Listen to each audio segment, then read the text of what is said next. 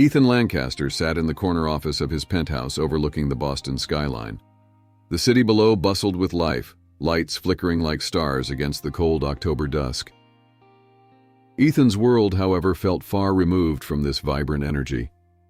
His office, with its sleek mahogany desk, glass partitions, and modern furnishings, felt less like a sanctuary and more like a cage. On his desk sat a glass of untouched whiskey, a photograph of his late wife Serena, and a pile of reports he had no desire to read. Ethan was a man accustomed to control. As the CEO of Lancaster Enterprises, a multi-billion-dollar conglomerate, he had spent decades building an empire that was the envy of many. Yet, despite his towering achievements, he had never felt more powerless.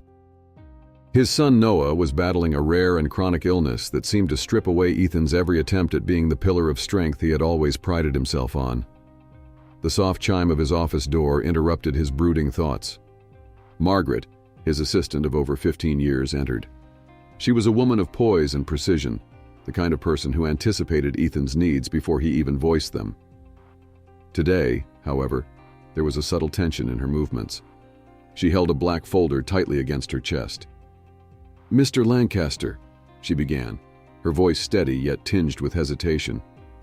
"Here are the profiles of the candidates for Noah's new caregiver." Ethan's dark eyes flicked toward the folder. He sighed heavily, swiveling his chair to face her. "How many this time?" he asked, his voice low but sharp. 15, Margaret replied, placing the folder on his desk. "All come highly recommended and have extensive experience with children requiring specialized care." Ethan picked up the folder, flipping through the resumes and references. Each profile was meticulously crafted, filled with glowing accolades and impressive credentials. But Ethan had learned the hard way that paper didn't reveal everything. The last 3 nannies, though excellent on paper, had failed to connect with Noah, leading to a revolving door of disappointment and frustration. "Schedule interviews with the top 3 for tomorrow," Ethan instructed, closing the folder with a snap. Margaret hesitated. "Sir, Dr. Matthews has expressed concern. He believes Noah needs stability.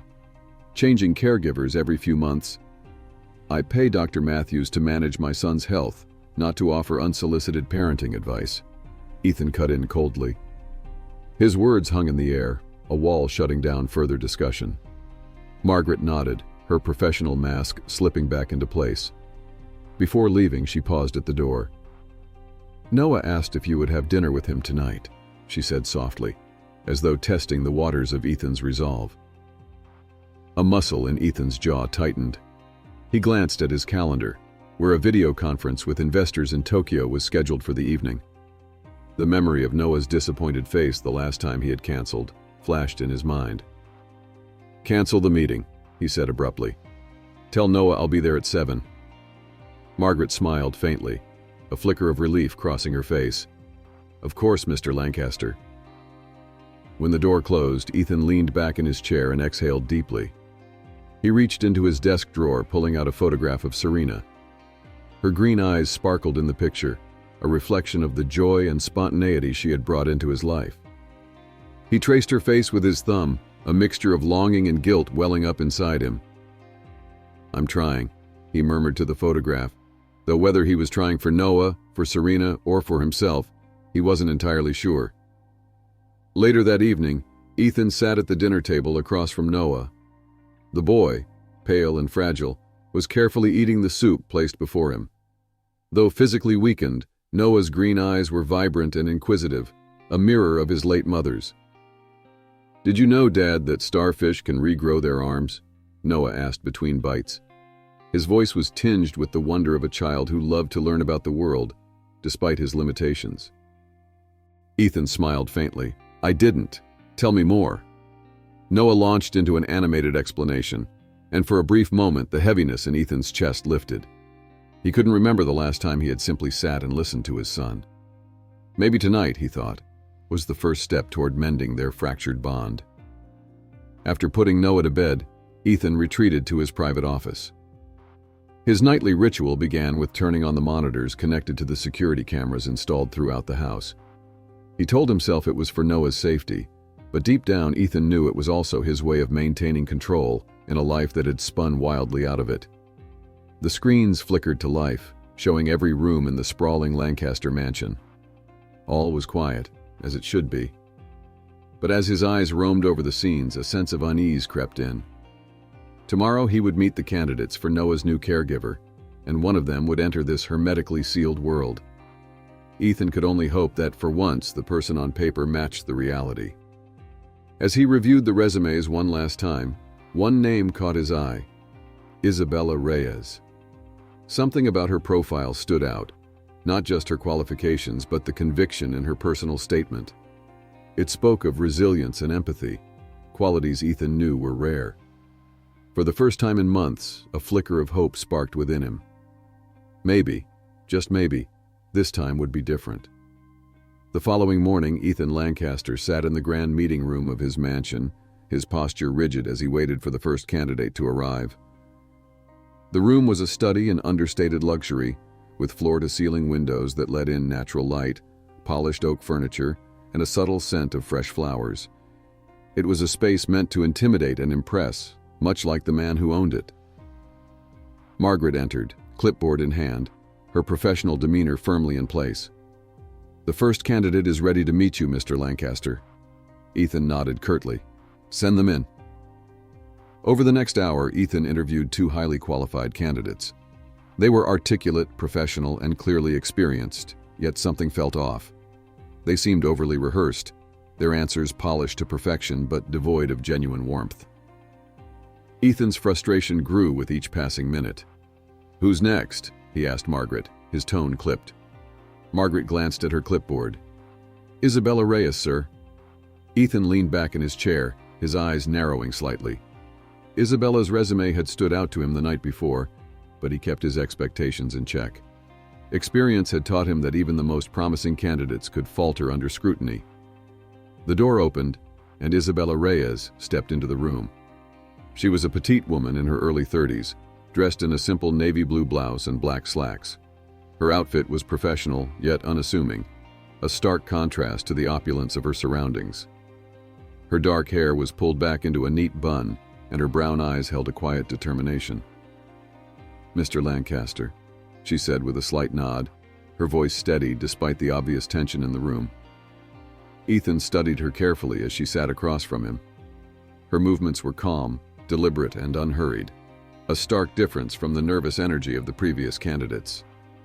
He noticed the way her hands rested lightly on her lap, delicate but firm, as if they had weathered their share of challenges. "You've worked with children requiring specialized care before," Ethan began, his tone neutral but probing. "What makes you think you're the right fit for this role?" Isabella met his gaze without hesitation. "Because I understand that caring for a child is more than just following a list of medical protocols or instructions. It's about connecting with them, earning their trust, and helping them feel safe. I've learned that through personal experience." "Personal experience?" Ethan raised an eyebrow. "My younger brother had a rare neurological condition," Isabella explained, her voice softening. "I helped care for him until he passed away 5 years ago. It wasn't just about managing his symptoms. It was about giving him moments of joy in the midst of his struggles. Grief taught me compassion, not fear. Your son deserves someone who understands that." Ethan's expression remained inscrutable, but her words had struck a chord. He leaned forward slightly, folding his hands on the table. "You should know," he said, his voice low. "This position comes with unique challenges. There are security cameras throughout the house. Privacy will be limited. Many find it invasive." "I understand your need to protect Noah," Isabella replied without missing a beat. "If I were in your position, I would do the same." There was a pause as Ethan considered her answer. Her lack of hesitation intrigued him. Most people, when confronted with the reality of constant surveillance, balked. Isabella, however, seemed unfazed. "Very well," he said finally. "Let's see how you interact with Noah. Margaret will take you to the living room." "Thank you, Mr. Lancaster," Isabella said, rising from her seat. She followed Margaret out of the room, leaving Ethan alone with his thoughts. From his office, Ethan watched the interaction on the security monitors. Isabella entered the living room where Noah sat on the couch, a book about coral reefs open on his lap. The boy glanced up, his green eyes wary but curious. "Hi, Noah," Isabella said warmly, kneeling to his eye level. "Your dad told me you like the ocean. Did you know I used to work at an aquarium?" Noah's eyes lit up with interest. "Really? What did you do there?" "I helped take care of the sea turtles," Isabella replied, pulling a small notebook from her bag. "I even brought some pictures to show you." She handed the notebook to Noah, who eagerly flipped through the pages. Ethan noted how naturally Isabella included subtle breathing exercises into their conversation, helping Noah relax without him even realizing it. For the next hour, the two talked about marine life, with Isabella seamlessly weaving education into the dialogue. She made Noah laugh, a sound Ethan hadn't heard in weeks. It was unguarded, genuine, and infectious. "Dad!" Noah called out suddenly, looking toward the nearest camera. "She's different." Ethan's chest tightened as he watched the scene. Isabella's presence was unlike anything he'd seen before. She wasn't just competent, she was empathetic, intuitive, and real. For the first time in a long while, Ethan allowed himself a sliver of hope. That evening, Ethan reviewed Isabella's resume again in his office. Her references checked out, her qualifications were impeccable, but it was her demeanor that lingered in his mind. He thought of her words during the interview. "Grief taught me compassion, not fear." Ethan set the folder aside and turned his gaze to the photograph of Serena on his desk. For years, he had focused solely on protecting Noah from further pain, but perhaps he had been going about it the wrong way. Maybe what his son needed wasn't more walls, but someone who could bring light back into their home. "I'll give her a chance," Ethan murmured to himself, closing the folder. "For Noah." The next morning, Isabella Reyes arrived at the Lancaster mansion punctually at 7 a.m., carrying a modest bag and a small package wrapped in colorful paper.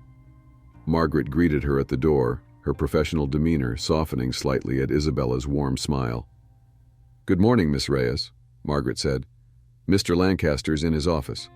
He'll meet you later, but for now, let me take you to Noah." As they walked through the grand hallways, Isabella took in her surroundings. The mansion was exquisite but felt sterile, almost like a museum rather than a home. The atmosphere was heavy, as though the walls themselves carried the weight of the family's grief. They reached the living room, where Noah was curled up on the couch, flipping through a book on marine life. His small figure seemed even more fragile in the vast space of the room. Margaret introduced Isabella and quietly excused herself, leaving them alone. "Hi, Noah," Isabella said softly, kneeling to his level. "Remember me? We met yesterday." Noah nodded, his eyes cautious but curious. "You're the one who likes sea turtles." "That's right," Isabella replied, her voice warm. "And I brought something for you." She handed him the colorful package. Noah hesitated for a moment before carefully unwrapping it. Inside was a small constellation projector. "Wow," Noah breathed, his eyes lighting up. "It's like having the universe in my room." "I thought we could create our own starry ocean," Isabella said with a smile. "But first, how about a nutritious breakfast to give us energy?" Noah giggled. "I guess stars and oceans need fuel too." In the kitchen, Isabella prepared a simple but appealing breakfast, a bowl of oatmeal with fresh fruit arranged to look like a smiling face. Noah watched her curiously as she worked. "You're not like the others," he said suddenly. "The others?" Isabella asked, placing the bowl in front of him. "The other nannies," Noah clarified, stirring his oatmeal. "They're nice, but they don't stay long. They don't talk about the stars or the ocean." "Well," Isabella said, sitting across from him, "I plan to stick around as long as you'll have me." Noah grinned, a flicker of hope shining in his eyes. "Okay, but only if you tell me more about sea turtles." "It's a deal," Isabella replied with a wink. From his office, Ethan watched the interaction on the security monitor. He had been hesitant to install cameras in every room, but had justified it as a necessary precaution for Noah's safety. Now, for the first time, he felt a twinge of guilt for the intrusion. Isabella moved around the kitchen with a natural ease, engaging Noah in conversation and laughter. Ethan noted how she handled even the smallest details with care, cutting the fruit in shapes that amused Noah, encouraging him to eat with gentle prompts rather than force. It was clear she had a way of making mundane moments special. When breakfast was over, Isabella and Noah returned to the living room. She set up the constellation projector, dimming the lights to create a miniature night sky. Noah's face lit up as stars danced across the ceiling. "Look!" he exclaimed. "There's Orion! And the Big Dipper!" "Do you know what the stars remind me of?" Isabella asked. "What?" Noah said, his eyes wide with anticipation. "They remind me that even in the darkest nights there's always light," Isabella said softly. "And that's how we find our way home." Ethan, still watching from the monitor, felt an unexpected pang in his chest. Isabella's words echoed in his mind, stirring something he hadn't felt in years. Later that afternoon, Isabella brought out a stack of drawing supplies. "How about we draw the ocean today?" she suggested. Noah's enthusiasm was instant. He grabbed a sheet of paper and began sketching a coral reef, complete with colorful fish and sea turtles. Isabella joined him, adding her own drawings of jellyfish and starfish. As they worked, Noah glanced up at her. "Do you think I'll ever see the real ocean again?" Isabella paused, her pencil hovering over the paper. "Of course you will," she said with quiet conviction. "And when you do, we'll make sure it's the most magical trip ever."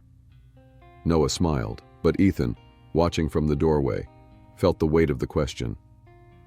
The ocean had been a special place for Serena, a symbol of her adventurous spirit. It was a place Ethan had avoided since her death, fearing the memories it would stir. "You're very good with him," Ethan said, stepping into the room. Isabella looked up, surprised. "Thank you, Mr. Lancaster." "Call me Ethan," he said, his voice softening. "And thank you. For today. For everything." "It's my job," Isabella replied, though her smile suggested it was more than just a job to her. Ethan nodded, his gaze shifting to Noah, who was happily adding finishing touches to his drawing. For the first time in years, Ethan allowed himself to imagine a future where joy, not just survival, was possible. As the day wound down, Isabella helped Noah prepare for bed. She guided him through a simple breathing exercise, using the stars projected on the ceiling to keep him calm and focused. By the time he drifted off to sleep, his face was serene, free of the usual tension. Ethan stood in the hallway, watching silently as Isabella tucked Noah in. When she stepped out, he said, "You seem to have a way of reaching him." "It's not about reaching him," Isabella said gently. "It's about meeting him where he is." Ethan stared at her, momentarily at a loss for words. Then he nodded, a faint smile tugging at his lips. "Good night, Isabella." "Good night, Ethan," she replied, her voice soft but steady. As Isabella walked away, Ethan lingered in the hallway, the sound of Noah's even breathing filling the silence. For the first time in years, the mansion felt less like a cage and more like a home. The days passed quickly, and Isabella Reyes began to settle into her role as Noah's caregiver. She brought a sense of warmth and routine to the Lancaster mansion, making the vast, cold house feel less like a museum and more like a home. Ethan Lancaster watched from a distance, observing her growing bond with Noah and how effortlessly she managed to breathe life into his son's fragile world. But beneath the surface, unease lingered.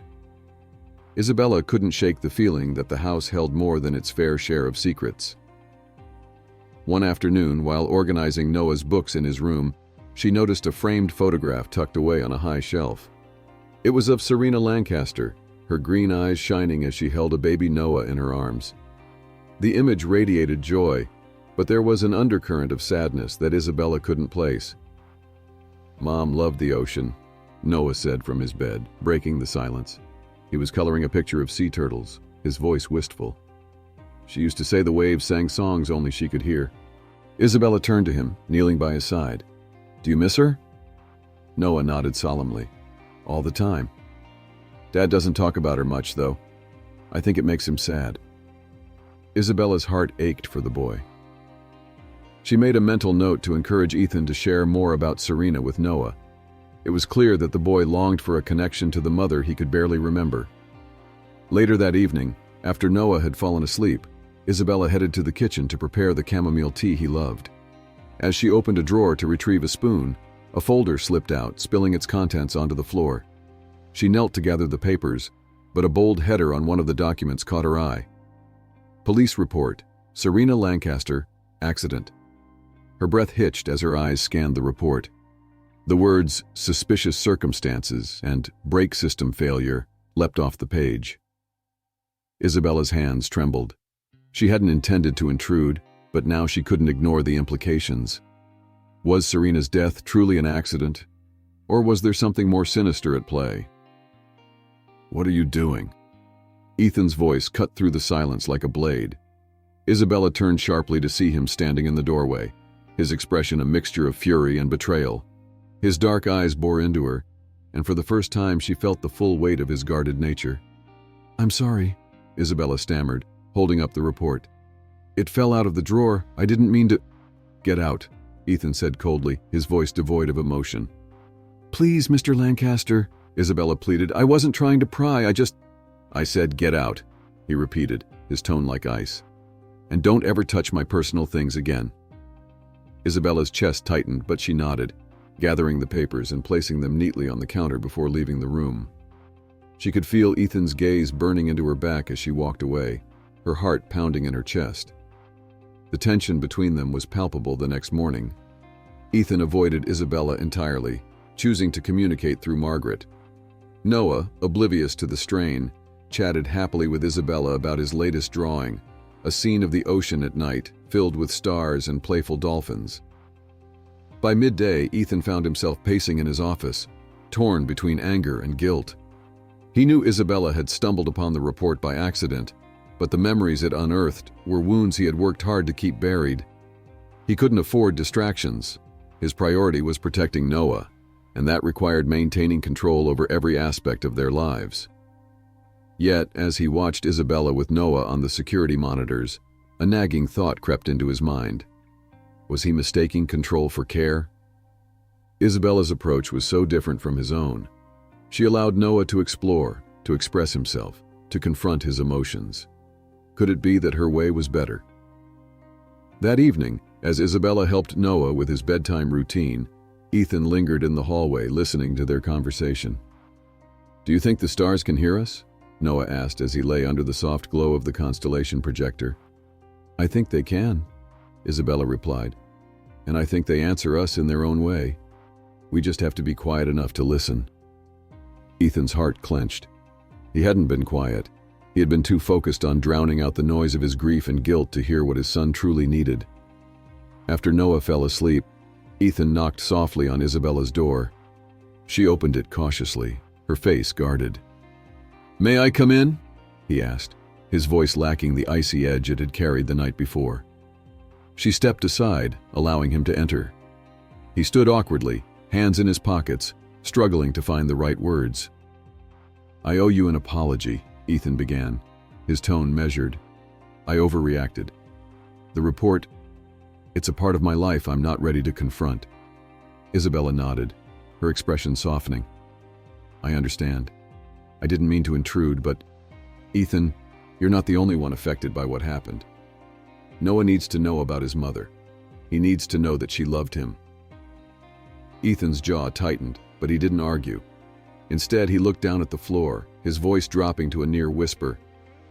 "It's hard. Talking about Serena feels like reopening a wound that never really healed." "Sometimes," Isabella said gently, "the only way to heal is to let the wound breathe." Ethan looked up, meeting her gaze. For a moment, the walls he had built around himself seemed to crack, and a flicker of vulnerability shone through. He nodded, though he didn't speak.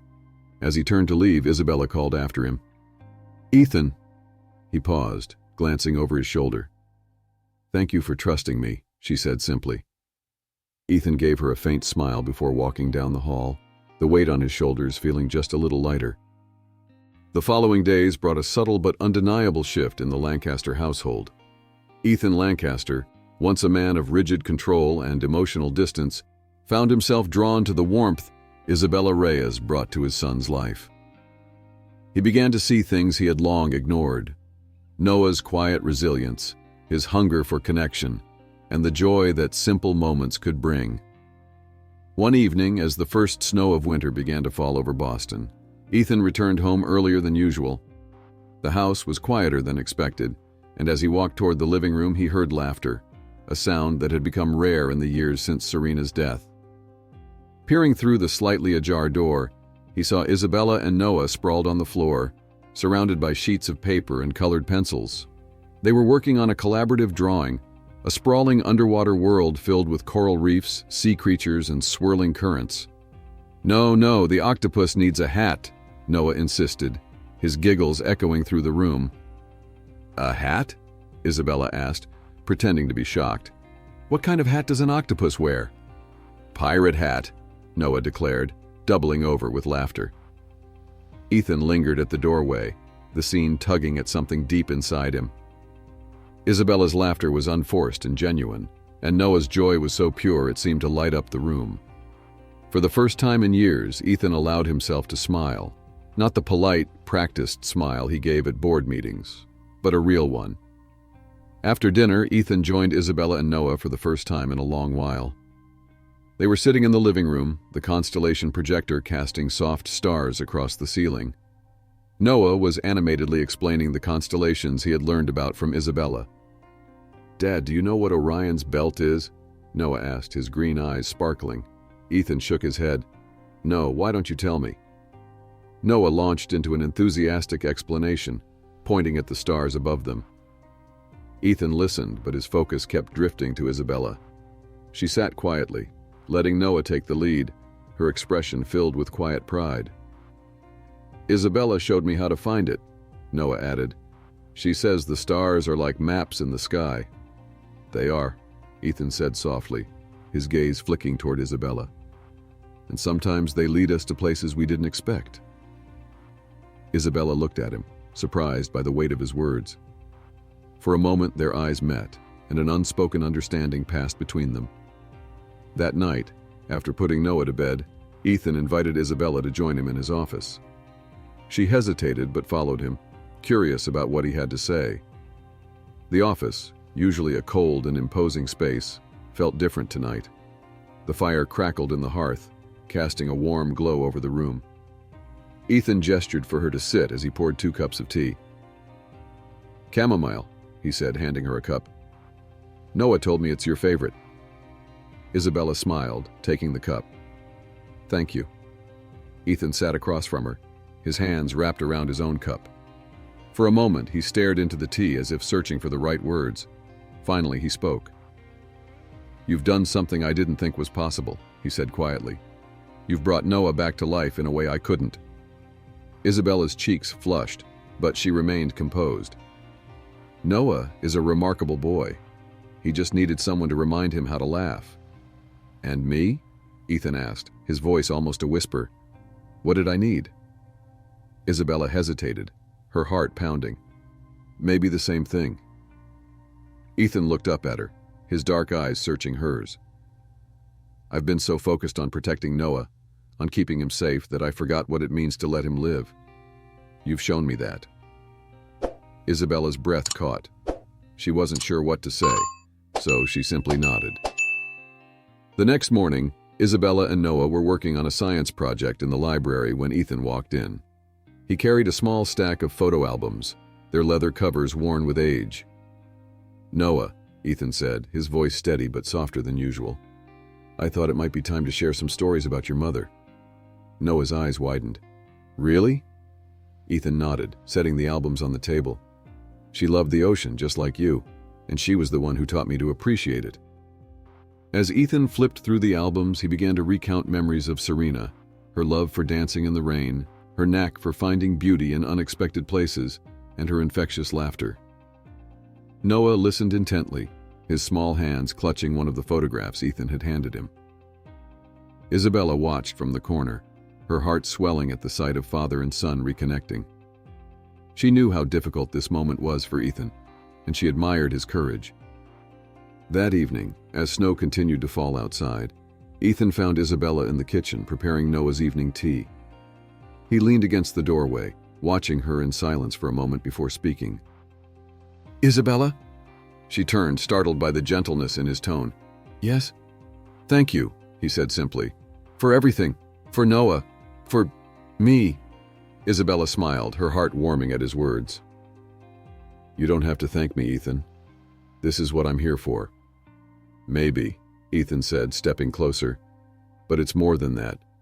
You've done something I couldn't. You've shown me what it means to let go of fear and hold on to hope." Isabella's breath caught again, but this time she didn't look away. For the first time since she had entered the Lancaster mansion, she saw not just a grieving man, but a father, and perhaps something more. The days stretched into weeks, and the Lancaster household grew warmer, more alive. The once sterile mansion, filled with silent hallways and cold echoes, now buzzed with soft laughter and gentle conversation. The changes were subtle at first. A vase of fresh flowers in the entryway, Noah's drawings displayed on the walls, and the distant sound of music drifting from the living room. These small touches all bore Isabella's influence. Ethan found himself drawn to her presence more often. She had a way of balancing strength and gentleness, which seemed to pull him and Noah out of their respective shells. He was no longer merely observing from behind the security monitors, but participating in moments that felt genuine, almost normal. One evening after Noah had gone to bed, Isabella found herself in the library organizing materials for his school project.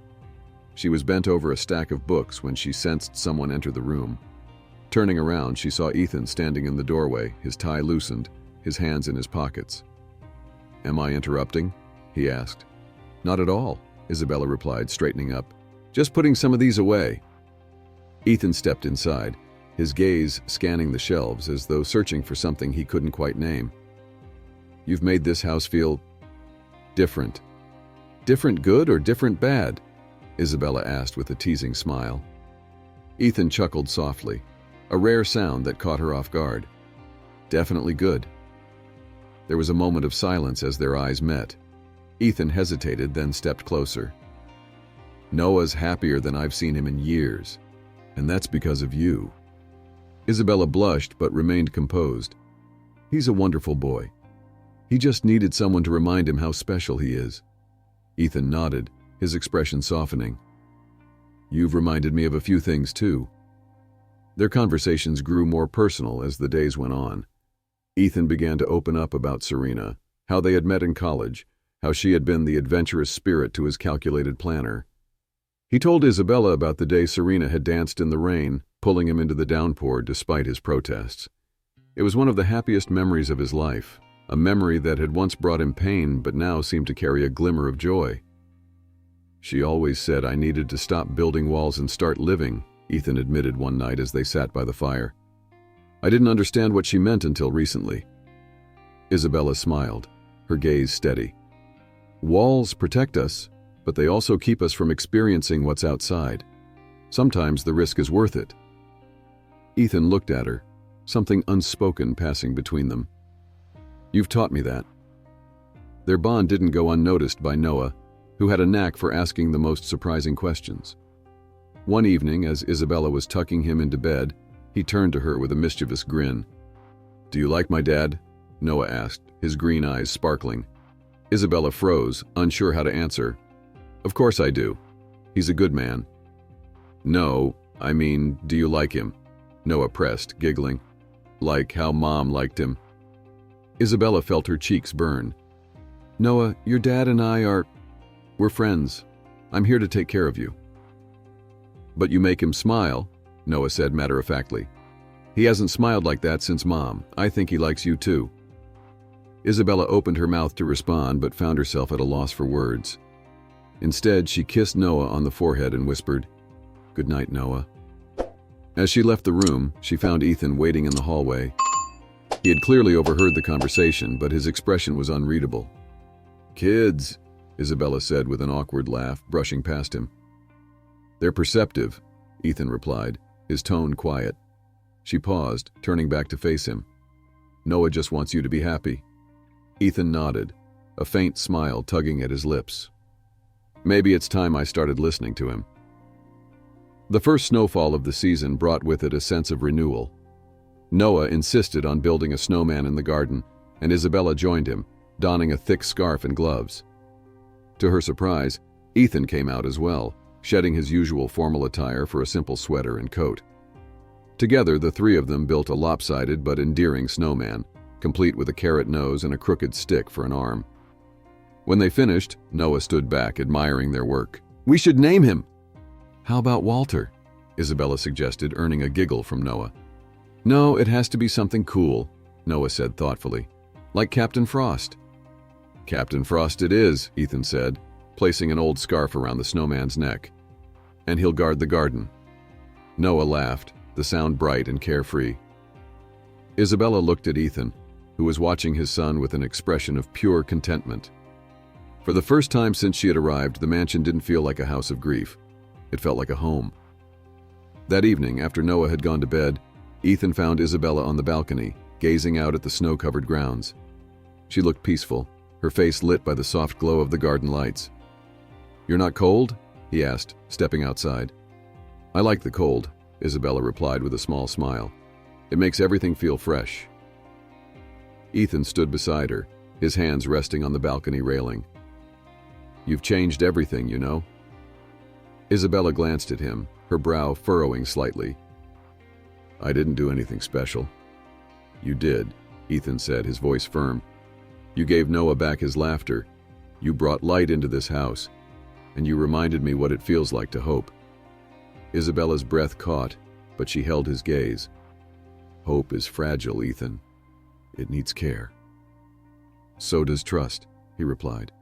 "And I trust you, Isabella, more than anyone." The weight of his words hung in the air, and for a moment the world seemed to stand still. Isabella felt her heart skip, but she quickly composed herself, breaking the silence with a soft laugh. "I think Captain Frost deserves the credit for today." Ethan chuckled, shaking his head. "No, Isabella, this is all you." The warmth of the first snowfall lingered in the Lancaster household, but Ethan Lancaster felt a deeper warmth beginning to grow within him. He couldn't deny the undeniable. Isabella Reyes had become more than just a nanny. She was the spark that had reignited his and Noah's lives. Still, the thought of crossing the boundary between employer and something more left him unsure of how to proceed. The next evening, as Noah played in the living room with a new set of science kits, Isabella was tidying up the kitchen when Ethan appeared, his tie loose and sleeves rolled up. The casualness of his appearance startled her. He seemed more human, less the stoic and controlled CEO she had come to know. "I wanted to talk to you," Ethan said, his voice steady but quiet. "Of course," Isabella replied, setting down the dish towel. "It's about us," Ethan said, pausing to find the right words. "Or rather, how much you've changed this house." Isabella hesitated, unsure of where the conversation was headed. "I'm just doing my job, Ethan." "No, it's more than that," Ethan said, stepping closer. "You've made me realize that protecting Noah isn't just about keeping him safe. It's about letting him live, letting him feel. And somehow in the process, you've done the same for me." His words hung in the air, their weight unmistakable. Isabella's heart raced, but she held her composure. "Ethan, Before she could finish, Noah's voice called out from the living room. "Dad, Isabella, come look at this." The moment broke, and Ethan stepped back, nodding. "We'll talk later." That night, after Noah had gone to bed, Isabella found herself pacing in her room. Ethan's words replayed in her mind, stirring emotions she had long suppressed. She had come to the Lancaster household to care for Noah, but somewhere along the way, her feelings had grown more complicated. A soft knock at her door interrupted her thoughts. She opened it to find Ethan standing there, his expression a mixture of vulnerability and resolve. "Can we talk?" he asked. She nodded, stepping aside to let him in. He didn't sit, but instead paced the room, his hands in his pockets. "I've spent years building walls around myself," Ethan began, his voice low. "After Serena's death, I told myself I couldn't let anyone in. It was easier that way, safer. But you've shown me something I didn't think I'd ever feel again." Isabella's breath caught, her pulse quickening. "Ethan." "I'm not asking for answers tonight," he interrupted gently. "I just needed to say it. You've changed everything, Isabella. And I don't know where that leaves us, but I know I don't want to lose what we've built." Isabella's heart ached at his sincerity, but she forced herself to remain composed. "Ethan, this is complicated. There's Noah to consider and—" "I know," Ethan said, stepping closer. "But if I've learned anything from you, it's that the best things in life are worth taking risks for." Their eyes met, and for a moment the air between them felt charged with unspoken emotions. But Isabella, ever cautious, stepped back. "Let's take it one day at a time," she said softly. Ethan nodded, a small smile tugging at his lips. One day at a time. The days that followed were filled with small but meaningful moments. Ethan joined them more often during Noah's playtime, and his conversations with Isabella grew deeper. Noah, ever perceptive, seemed to sense the growing bond between his father and Isabella. One snowy afternoon, as they built another snowman in the garden, Noah suddenly blurted out, "You two should get married!" Isabella froze, her cheeks flushing red. Ethan, to her surprise, laughed, a deep, genuine laugh that startled even himself. "Slow down there, buddy," Ethan said, ruffling Noah's hair. "Let's build Captain Frost first." "But you like each other, don't you?" Noah pressed, his green eyes sparkling with curiosity. Ethan glanced at Isabella, his gaze soft. "Maybe we do." Isabella looked away, focusing on the snowman's face, but her heart was pounding. That evening, after Noah had gone to bed, Ethan asked Isabella to join him on the enclosed veranda for dinner. The table was set with simple elegance, soft lighting, warm food, and a bottle of wine. Isabella hesitated at first, but eventually agreed.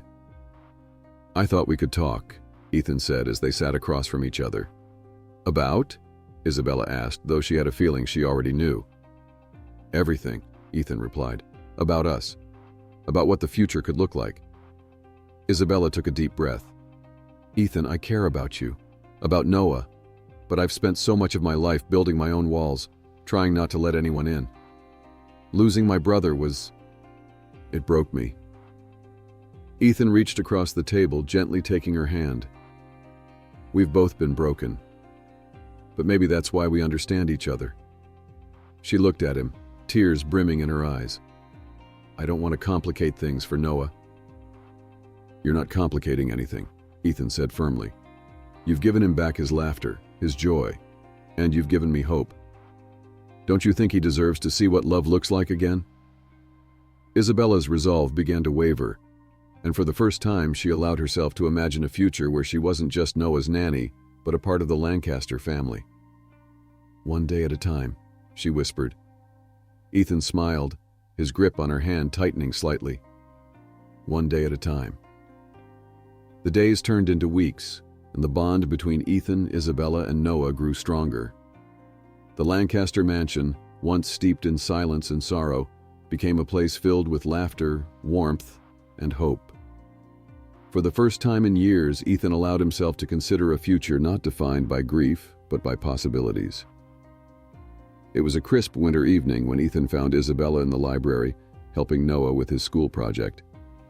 She was sitting on the floor, papers and markers scattered around her, while Noah enthusiastically explained his idea for a space and ocean diorama. "And here we'll put the starfish like they're floating through space," Noah exclaimed, his face glowing with excitement. "That's a fantastic idea," Isabella replied, adding her own sketch to the project. "We can use glitter for the stars." Ethan stood in the doorway watching them. The sight of Isabella laughing with Noah, her expression filled with joy, made his heart swell. He had made his decision. He couldn't imagine their lives without her. Later that night, after Noah was asleep, Ethan asked Isabella to join him in the living room. The fire crackled softly in the hearth, casting a warm glow over the room. Isabella, sensing the seriousness in his tone, followed him with a mixture of curiosity and apprehension. "What's this about?" she asked, sitting on the couch as Ethan paced in front of her. "I've been thinking," Ethan began, his voice steady but laced with emotion, "about everything you've done for this family. For Noah, for me." Isabella looked at him, her heart pounding. "Ethan, let me finish," he said, sitting down across from her. "When Serena died, I thought my life was over. I focused on building walls, on protecting Noah, but in doing so, I forgot how to live. And then you came into our lives and reminded us what it means to hope, to laugh, to love. Isabella's eyes brimmed with tears, but she stayed silent, letting him speak. I don't want to waste another day hiding behind walls, Ethan continued. I don't want Noah to grow up thinking love is something to fear, and I don't want to lose you. He reached into his pocket and pulled out a small box. Opening it, he revealed a delicate sapphire ring surrounded by tiny diamonds, shimmering like stars. Noah helped me pick this out, Ethan said with a soft smile. He said it had to be blue, like the ocean, because that's where you feel at home. And the stars are to remind us that even in the darkest nights, there's always light. Isabella's hand flew to her mouth, her emotions overwhelming her. Isabella Reyes, Ethan said, his voice steady and full of conviction. Will you marry me? Not just for me, but for Noah, for the family we've become. For a moment, Isabella couldn't speak. The weight of the moment, the love in his words, and the significance of what he was asking all collided within her. She paused, her voice trembling. Ethan, this is so much to take in. I never expected... I'm not asking you to decide right now, Ethan interrupted gently. I just need you to know how I feel. Isabella nodded, tears streaming down her face. You and Noah mean everything to me. I just need time to make sure I can be everything you both deserve. Ethan reached out, taking her hand in his. Take all the time you need. Just promise me you won't walk away. I promise, she whispered. The days that followed were filled with quiet reflection. Isabella found herself thinking not only of Ethan and Noah, but also of her own past, the walls she had built after losing her brother, the fear of letting herself love again. But each time she saw Noah's smile or felt Ethan's steady presence, her resolve softened. One snowy afternoon, Noah ran into the library, holding the star diorama they had finished together. Isabella, he exclaimed, Dad said we're going to the aquarium this weekend. Can you come? Isabella knelt down, her heart full. Of course I'll come. I wouldn't miss it for the world. Good, Noah said, hugging her tightly. Because you're family now. His innocent words struck a chord deep within her. She realized that in many ways she already was. That evening, after dinner, Isabella found Ethan in the garden, watching the snow fall. She walked up to him, her heart racing. Ethan, she began, her voice steady. I've been thinking about what you said, about us. He turned to her, his dark eyes searching hers. And? She took a deep breath, her hand reaching into her pocket. Pulling out the small box he had given her, she opened it, revealing the sapphire ring. I don't need more time. I know what I want. Ethan's breath caught as she slid the ring onto her finger. Yes, she whispered, tears streaming down her face. My answer is yes. Ethan pulled her into his arms, holding her tightly as the snow fell around them. For the first time in years, the cold didn't feel like a barrier. It felt like a new beginning. The engagement of Ethan Lancaster and Isabella Reyes sent ripples through the lives of those around them. Noah, ecstatic at the news, insisted on helping with every detail of the wedding planning. He declared himself the official ring bearer and happiness maker, a title he wore with pride. The Lancaster mansion, once a place of shadows, now buzzed with preparations for a celebration that symbolized not only love, but a new chapter for all three of them. As the winter months deepened, Isabella found herself reflecting on how much had changed since she first stepped into the mansion. Her role as Noah's caregiver had been clear at the beginning, but now she was not just a part of his life, she was part of the family. And Ethan had transformed in ways she hadn't thought possible. One evening, as snow blanketed the city, Noah bounded into the library holding a photograph of Serena. Dad says I can keep some of Mom's things in my room, he said, his green eyes shining. Isabella knelt beside him, taking the picture from his hands. It showed Serena on a beach, her hair wild in the wind, holding baby Noah in her arms. The love and joy in her expression were palpable. That's a wonderful idea, Isabella said, her voice soft. Your mom would love that. Do you think she'd like you? Noah asked suddenly, his voice filled with childlike curiosity. Isabella hesitated, the weight of his question settling on her. "I hope so," she said finally. "I think she'd want you and your dad to be happy." Noah grinned. "She would. I know she would." The day of the wedding dawned crisp and clear, with a light snow dusting the Lancaster mansion. The ceremony was set in the winter garden, which had been transformed into a magical space. White and blue flowers lined the aisle, and soft lights twinkled overhead, creating the feeling of an enchanted starry night. Noah, dressed in a little suit, was the first to walk down the aisle. He carried the wedding rings in a small wooden box, his expression serious but filled with pride. As he reached the front, he turned to Ethan and whispered loudly enough for everyone to hear, "Don't mess this up, Dad." The guests chuckled, and Ethan smiled, ruffling Noah's hair. "I'll do my best." Then all eyes turned to Isabella as she appeared at the end of the aisle. She wore a simple yet elegant gown that shimmered softly in the light, her hair adorned with delicate silver pins that resembled stars. Ethan's breath caught as he saw her, his heart swelling with emotion.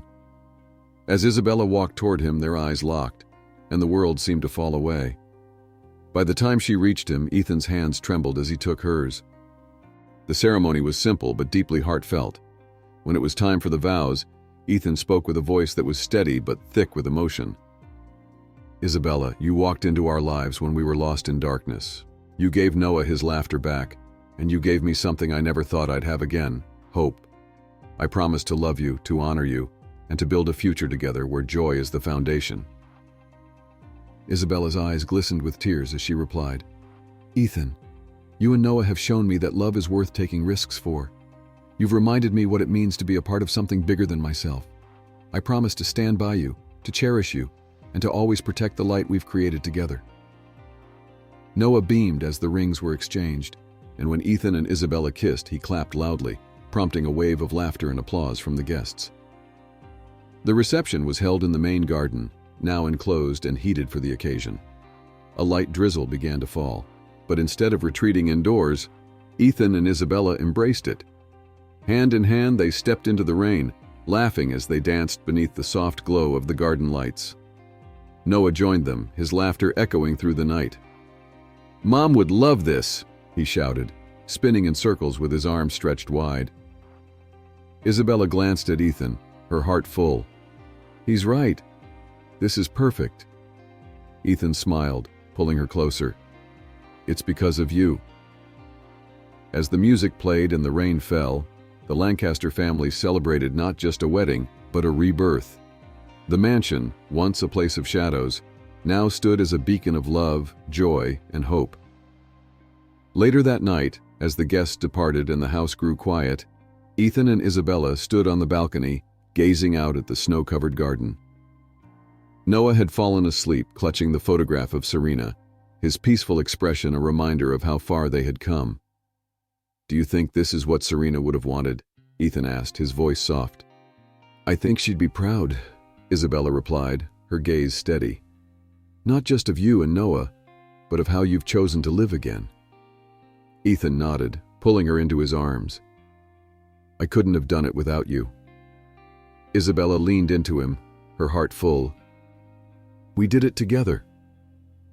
As the snow continued to fall, they stood there in silence, a family bound not just by love but by the strength to move forward, one step at a time. The morning after the wedding dawned with a brilliance that felt almost otherworldly. The sun shone through the frost-laced windows of the Lancaster mansion, bathing every corner in golden light. For the first time in years, the house didn't feel heavy with the weight of grief. It felt alive. In the kitchen, Noah sat at the counter, humming to himself as he ate a bowl of cereal. His energy was infectious, a stark contrast to the pale, quiet boy he had once been. Isabella entered, tying her robe around her waist, and ruffled his hair.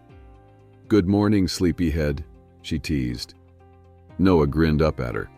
"I was waiting for you. Dad said we're having a family day today." "That's right," Ethan said, stepping into the room. He was carrying a tray of coffee and tea, looking more relaxed than Isabella had ever seen him.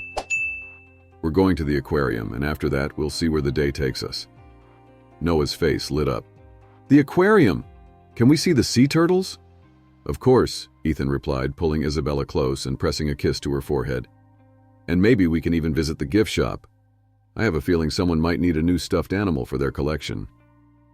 Noah laughed. Only if they have a Captain Turtle. The trip to the aquarium was everything Noah had hoped for. He ran from exhibit to exhibit, marveling at the underwater creatures.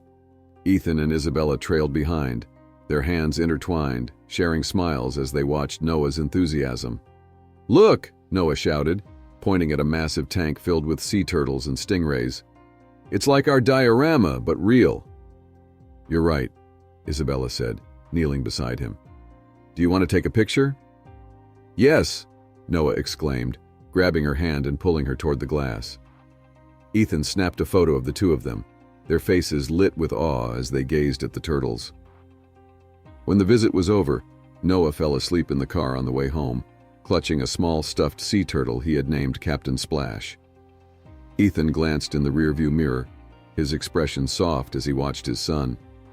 "You've given him so much," he said quietly, his gaze shifting to Isabella.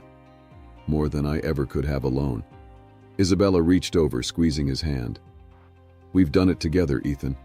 That's what family is." Back at the mansion, Noah went straight to his room where Ethan and Isabella helped him place the new sea turtle on his shelf. Noah pointed to the photograph of Serena that now hung above his bed. "Do you think Mom likes Captain Splash?" he asked, his voice sleepy. "I think she loves him," Isabella said gently. "And I think she's very proud of you, Noah." Ethan knelt beside his son, placing a hand on his shoulder.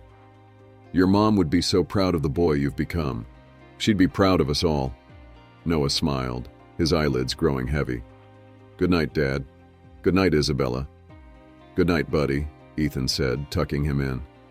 Isabella kissed Noah's forehead, whispering, "Sweet dreams." Later that evening, Ethan and Isabella found themselves on the balcony, watching the snow fall softly over the garden. The twinkling lights from the wedding were still strung up, casting a warm glow over the space below. "This feels like a dream," Ethan said, his voice low. "A dream I don't want to wake up from." "It's not a dream," Isabella replied, leaning into him. "It's our life now." Ethan turned to her, his gaze filled with gratitude and love. "You've changed everything, Isabella. You've brought us back to life. And you've shown me that love is worth the risk," Isabella said softly. "I didn't think I'd ever feel this way again." Ethan smiled, brushing a strand of hair from her face. "Neither did I." They stood there in silence, their breaths visible in the cold air, their hearts full. Above them, the stars seemed to shine brighter, as if Serena herself were watching over them, blessing the family they had become. As the night deepened, the Lancaster mansion settled into a peaceful quiet. The once cold halls were now filled with warmth, laughter, and the promise of brighter days ahead. In Noah's room, the soft glow of the constellation projector cast stars across the ceiling, a reminder of the light that could always be found, even in the darkest times. For Ethan, Isabella, and Noah, life was no longer about surviving, it was about living. Together, they had built a home filled with love, hope, and joy. And as they looked toward the future, they knew that no matter what challenges lay ahead, they would face them as a family. The stars above seemed to whisper their blessing. "You found your way home."